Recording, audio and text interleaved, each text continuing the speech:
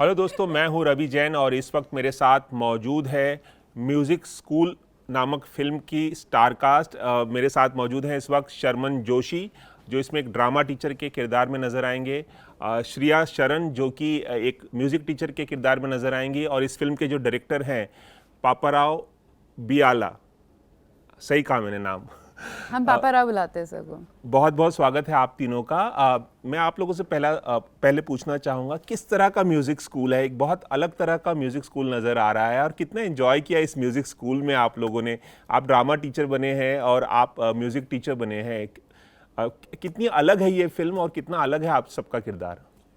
ये music school इस किस्म का है कि जहाँ स्कूल में बच्चों को बिल्कुल ना के बराबर वक्त मिलता है पढ़ाई के बाद, तो वो एक ऐसी स्कूल खुली जाती है।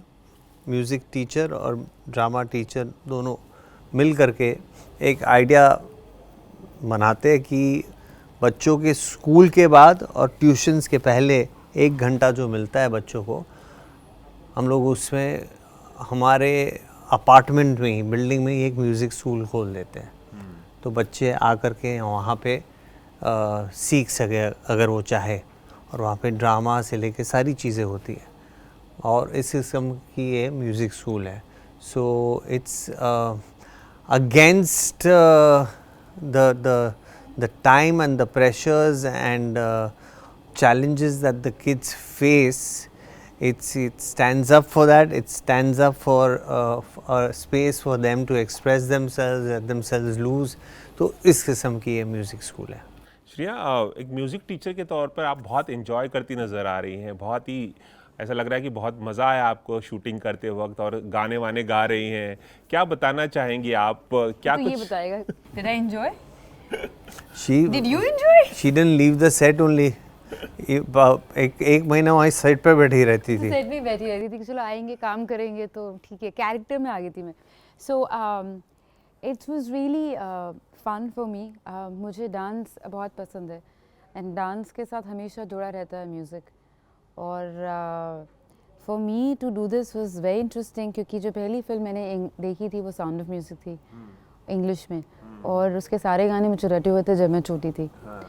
तो फिर जब मैंने स्क्रिप्ट पढ़ी, then I fell in love with the character, क्योंकि सारे कैरेक्टर, शर्मन का जो कैरेक्टर है, मेरा कैरेक्टर है, और बाकी सारे जो बच्चों के, there is a journey that they going through, and it's interesting कि beginning to end there is a graph, there is a journey, and सब you know they come together, they live each others dreams. और क्या होता है बच्चों में, I think आजकल हम उन पे इतना प्रेशर डाल देते हैं कि वो भूल जाते हैं कि वो क्या करना चाहते हैं, कि उनके सपने क्या थे, कि वो हैं कौन। They start running a race, and it's a very serious topic dealt in a light hearted manner. So it was fun to be part of this film. Sir, मैं आपसे जानना चाहूँगा कि ये आइडिया जो है फिल्म बनाने का, वो कैसे आया, और इसके लिए आप इसके पीछे की जो मेहनत है, मशक्क़त है, उसके बारे में कुछ बताइए। तो पहले ये तो हम लोग न्यूज़पेपर में पढ़ते रहते हैं, बच्चे क्लास 10 क्लास 12 एग्ज़ाम के बाद इतने सुसाइड होते हैं, डिस्टर्ब होते हैं साइकोलॉजिकली।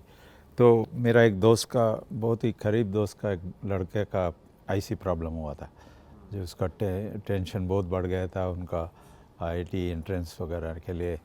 तो हमारे को बुलाया गया था। जब से मैं सोच रहा था वो बच्चे के साथ बात करके, वो आईआईटी एग्ज़ाम नहीं करना चाहता था और वो ट्यूशन नहीं जाना चाहता था, तो अमेरिका जाना चाहता। तो मैं मेरे फ्रेंड्स को कन्विंस किया, अरे यार इनको प्रेशर मत दो, उनको अमेरिका चलने दो।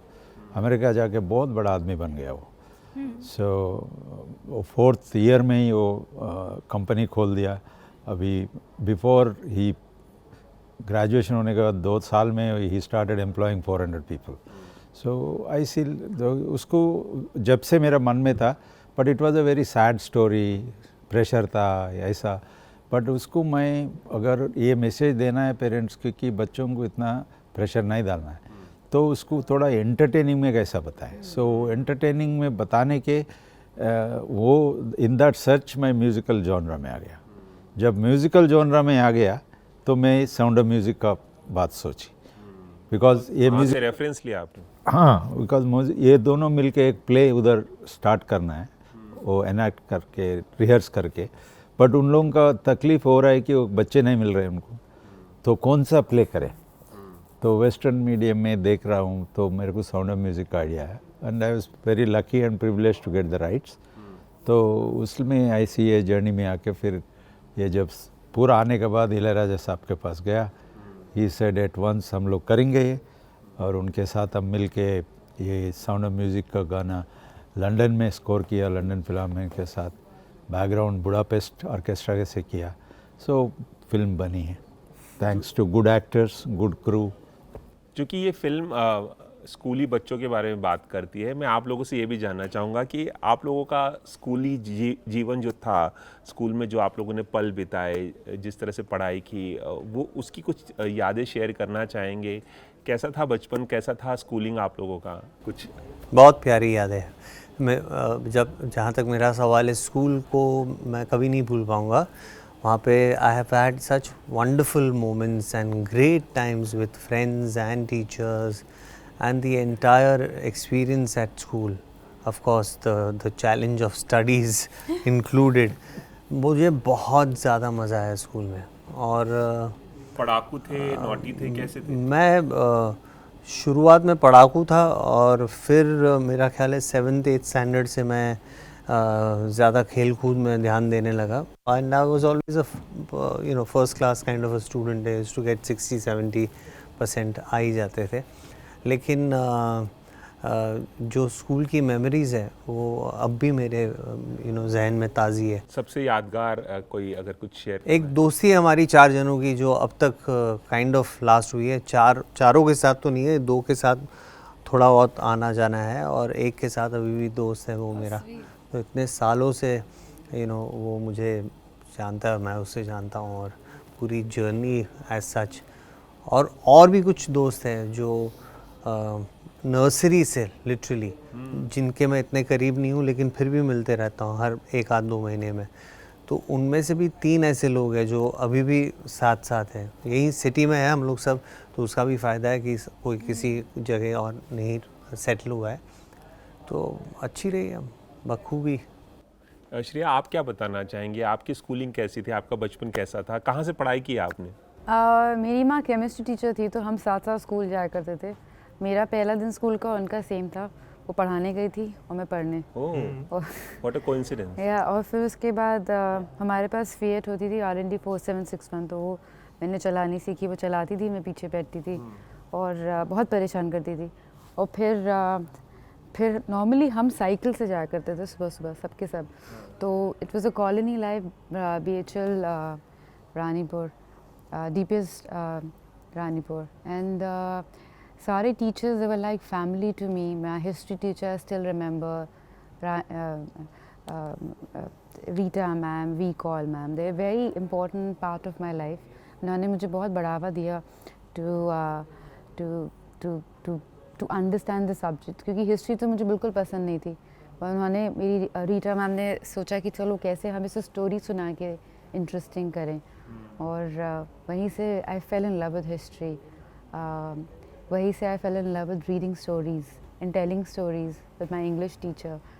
मेरे डांस टीचर्स ने भी हमेशा मुझे बहुत सपोर्ट किया, Shobhana Narayan ji to Nutan Patwardhan, and my friends, made some beautiful friends. तो पढ़ाई के अलावा किन चीज़ों में ज़्यादा इंटरेस्ट आपको आता था स्कूल में? आई थिंक मैं हमेशा डांस में इंटरेस्टेड थी, हमेशा। बट मैं एक थोड़ी ड्रीमर टाइप थी कि मतलब सामने भी बैठी हूँ टीचर के तो कहीं और हूँ, जवाब भी मतलब I was a lost kind of a child. तो वो they still remember, they still say that I was a dreamer. मुझे लाना मुश्किल हो जाता था क्लास में। बचपन से आपने डांस सीखा स्कूलिंग करते हुए? हमेशा। आपको कोई म्यूजिक में इंटरेस्ट था? म्यूज़िक में इंटरेस्ट था और अभी भी है, बट मतलब सुनने में I was not capable to kind of create music. Dance of course I did a lot of dancing and professionally so to say. ATF शामकदार के साथ कई सालों तक था मैं, हाँ। और Asian track and field meet में हम लोग दिल्ली भी गए थे। बहुत टाइम स्पेंड किया शामक के ग्रुप के साथ। लेकिन मेरा फर्स्ट लव हमेशा थिएटर रहा था। I've seen his play. He's a phenomenal actor on stage. I mean, in front of camera, so we all know. But stage में तो ही इज़ मैजिकल. आपने भी देखा है इसका show. He is like literally on fire. I was so impressed. आपके लिए तो बहुत आसान रहा होगा ये रोल करना. हाँ, और मैं ड्रामा सोची टीचर. थी इसके लिए क्या है. इंटरेस्टिंग था, लेकिन बच्चों के साथ वो डायनामिक्स अलग हो जाते हैं, तो इफ़ेक्टिवली थोड़ा अलर्ट रहना पड़ता था. और अच्छा था माहौल, प्यार भरा माहौल था, अच्छे से सब लोग शूट कर रहे थे. तो चलिए जाते जाते एक सवाल मैं ज़रूर पूछना चाहूँगा आप दोनों से. हाल ही में आप आमिर खान और आर माधवन के साथ फिर से नज़र आए और ऐसे रूमर्स फिर शुरू हो गए कि सीक्वल आने वाला है 3 इडियट्स का.